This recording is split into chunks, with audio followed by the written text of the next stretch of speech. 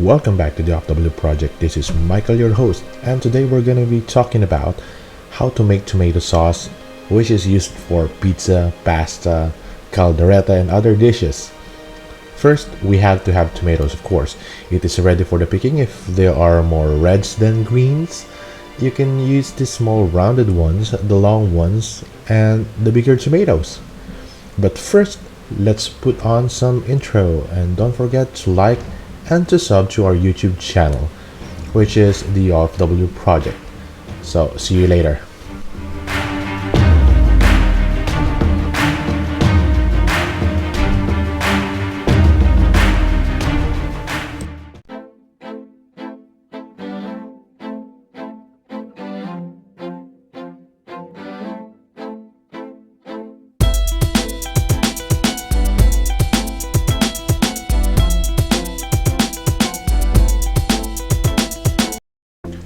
Italy is known for its good food, for their natural ingredients, and the love for pizza.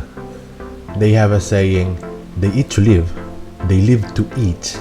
And one of their staple sauce in the country is the tomato sauce.